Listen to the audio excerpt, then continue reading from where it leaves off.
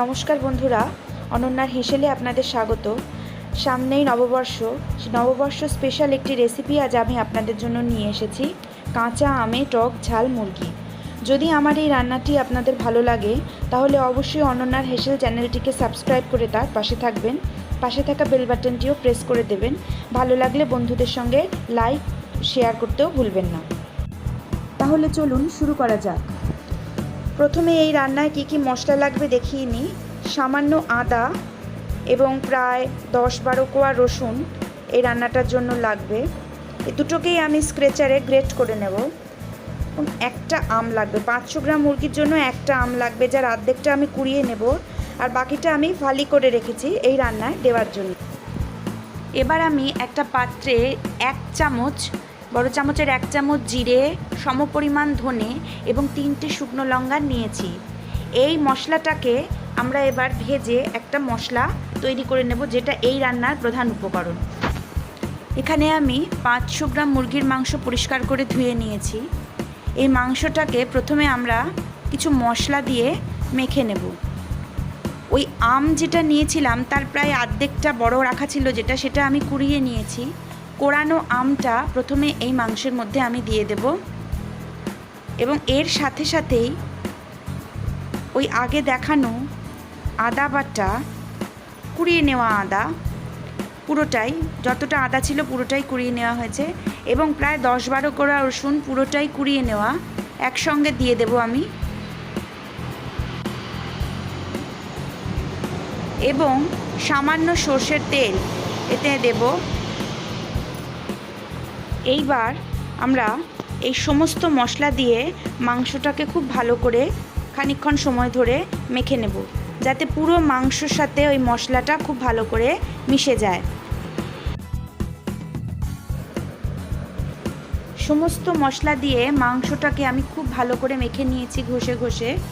এবার এই মাংসটা এই অবস্থাতেই আমরা আধ ঘন্টা চাপা দিয়ে রেখে দেব। এবার আমরা ইন্ডাকশনে একটা ফ্রাইং প্যান বসিয়ে দিয়েছি। এই শুকনো ফ্রাইং প্যানটাতেই আমরা আগে আপনাদের যে মশলাটা দেখিয়েছিলাম, অর্থাৎ জিরে, ধনে এবং শুকনো লঙ্কা, সেই পুরোটা দিয়ে দেব এবং শুকনো খোলায় এটা ভালো করে নেড়ে চেড়ে নেব যতক্ষণ না এটা হালকা লাল হচ্ছে আর এবং এটার থেকে খুব সুন্দর একটা গন্ধ বেরোচ্ছে।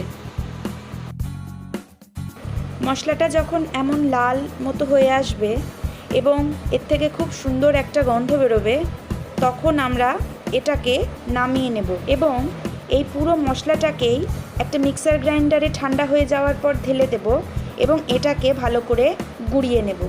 এই মশলাটাই কিন্তু এই রান্নার প্রধান উপাদান। কড়াইয়ে সর্ষের তেল বসানো হয়েছে, এটা গরম হয়ে গেছে। এবার এর মধ্যে আমি একটা তেজপাতা আর একটা শুকনো লঙ্কা এখানে দিয়ে দিয়েছি এবং ফোড়নের জন্য সামান্য সাদা সর্ষে দিয়েছি।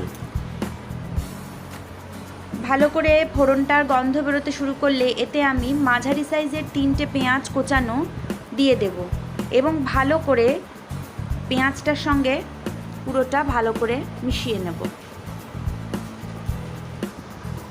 পেঁয়াজটা যখন বেশ নরম হয়ে আসবে তখন আমরা এর মধ্যে আগে যে বাকি অর্ধেকটা আম ছিল খালি করে রাখা, সেই আমটাও এর মধ্যে দিয়ে দেব এবং এটা আবারও ভালো করে নাড়িয়ে নেব।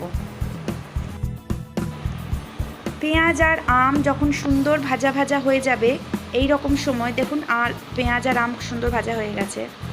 ভালো করে নেড়ে নিয়ে এর মধ্যে আমরা ওই মেখে রাখা যে মাংসটা ছিল সেই মাংসটা এতে আমরা দিয়ে দেব এবং ভালো করে এই মশলার সাথে মাংসটা মিশিয়ে নেব।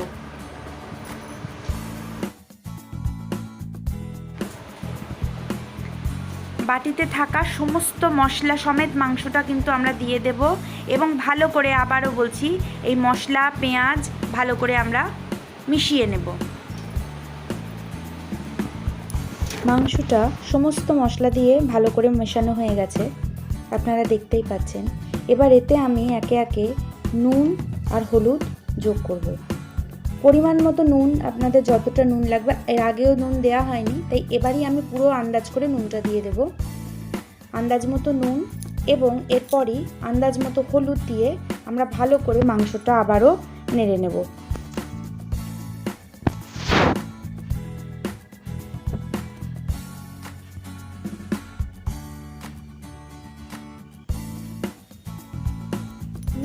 হলুদ, আম, পেঁয়াজ সব কিছু দিয়ে মাংসটা ভালো করে মেশানো হয়ে গিয়েছে। এটা আবারও একটু ভালো করে নেড়েচেড়ে নিয়ে এতে আমি 3টে কাঁচা লঙ্কা দিয়ে দেব এবং এবার এই পুরো মাংসটাকে আমি চাপা দিয়ে দেব খানিকক্ষণের জন্য। এবার আমি 5 মিনিট পর ঢাকনাটা তুলে দিচ্ছি। দেখতেই পাচ্ছেন মাংসর থেকে নিজস্ব প্রচুর জল বেরিয়েছে এবং এটা আবারও আমি ভালো করে নেড়ে দেব। এই মাংস রান্নায় যেহেতু বিশেষ একটা মশলার দরকার পড়ে না, খুব অল্প মশলাতেই হয়ে যায় এবং এই আমের গন্ধটা কিন্তু এই রান্নাটাকে সবসময় একটু ডমিনেট করবে। যাই হোক, ভালো করে মিশিয়ে টিশিয়ে দেওয়ার পর আমি যে একটা গুঁড়ো মশলা এর আগে বানিয়ে রেখেছিলাম, অর্থাৎ জিরে, ধনে এবং শুকনো লঙ্কার গুঁড়ো, যেটা এই রান্নার প্রধান উপকরণ, সেই মশলার অর্ধেকটা এবার আমি এই মাংসের মধ্যে দিয়ে দেব এবং ভালো করে সেটা মাংসের সাথে মিশিয়ে দেব।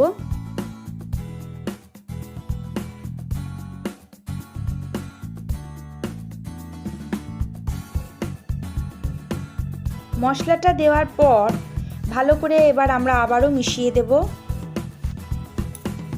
সমস্ত মশলা ভালো করে মেশানো হয়ে গেলে পর মাংসটা ভালো করে নেড়েচেড়ে দেওয়ার পর আমি আবারও এটায় চাপা দিয়ে দেব। 5 মিনিট হয়ে গেলে পর আমরা আবারও ঢাকনাটা তুলে দিয়েছি এবং ভালো করে মশলাটার সাথে মাংসটা আবারও মিলিয়ে নেব।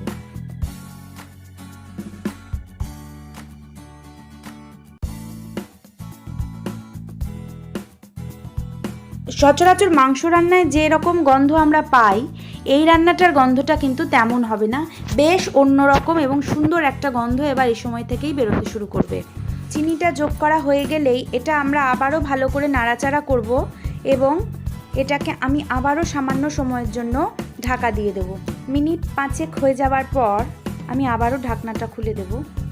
আপনারা দেখতেই পাচ্ছেন মাংসের রঙটা অনেকটাই বদলে গিয়েছে এবং এর থেকে খুব সুন্দর একটা গন্ধ বেরোবে। মাংসটা প্রায় কষা হয়ে গিয়েছে, ভালো করে আমি আবারও নাড়িয়ে চাড়িয়ে দেব। 5 মিনিট পর ঢাকনাটা আমি তুলে ফেলেছি এবং এতে আমি সামান্য পরিমাণে Kashmiri red chilli powder add করেছি এবং আমি চেখে দেখেছি যে সাংঘাতিক টক হওয়ার কারণে আমি এতে আবারও খানিকটা চিনি দেব।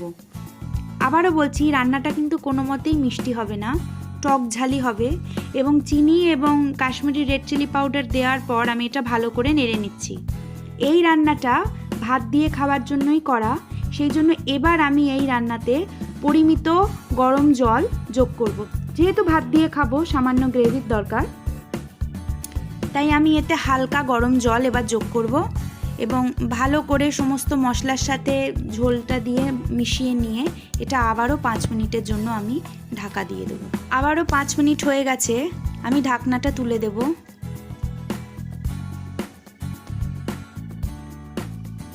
মাংসটা প্রায় রেডি, সমস্ত সিদ্ধ হয়ে গিয়েছে, ঝোলটাও ঠিকঠাক আছে।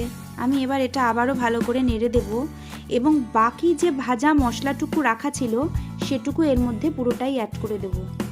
এই মশলাটাই কিন্তু এই রান্নার প্রধান উপকরণ এবং এর গন্ধেই এই টক ঝাল মুরগি গন্ধটা বৃদ্ধি পাবে আরও। আপনারাও আমরা তো অনেক রকমভাবেই মাংস করি, এরকমভাবে গরমকালে এই মাংসটা করে দেখবেন, নববর্ষের দিনে আপনাদের ভালোই লাগবে আশা করি। যাই হোক, আমি এবার মশলার সাথে মাংসটা ভালো করে মিশিয়ে দেব এবং আবারও খানিকক্ষণের জন্য নেড়ে ঠেড়ে আবার একটু চাপা দিয়ে দেব এবং এবার এটা আমি নামিয়ে নেব। এবার আমরা রান্নাটা ঢেলে ফেলবো। আপনাদের সকলকে আবারও আগাম নববর্ষের শুভেচ্ছা জানিয়ে জানাই যে কাঁচা আমে টক ঝাল মুরগি অনন্যার হেসেলের তরফ থেকে নববর্ষের একটি নতুন রান্না হিসেবে আপনাদের সামনে নিয়ে আসা। আপনাদের যদি আমার এই রেসিপিটা ভালো লাগে, আপনারা অবশ্যই বাড়িতে এইভাবে ট্রাই করে একবার দেখতে পারেন এবং আবারও বলছি, ভালো লাগলে বন্ধু বান্ধবদের সঙ্গে শেয়ার করবেন এবং আমাদেরও কমেন্ট করে জানাবেন যে এই রান্নাটা আপনাদের কেমন লাগলো। এই রান্নাটা কিন্তু ভাত দিয়েই খাবেন। টক ঝাল মাংসের এই পদটি খেতে অত্যন্ত মুখরোচক। আপনাদের যদি ভালো লাগে তাহলে অনন্যার হেসেলে সাবস্ক্রাইব করে পাশে থাকা বেল বাটনটি প্রেস করে দেবেন এবং প্রথম থেকে শেষ পর্যন্ত এই ভিডিওটি দেখবার জন্য আপনাদের অসংখ্য ধন্যবাদ। আবার দেখা হবে অন্য কোনো রেসিপির সাথে।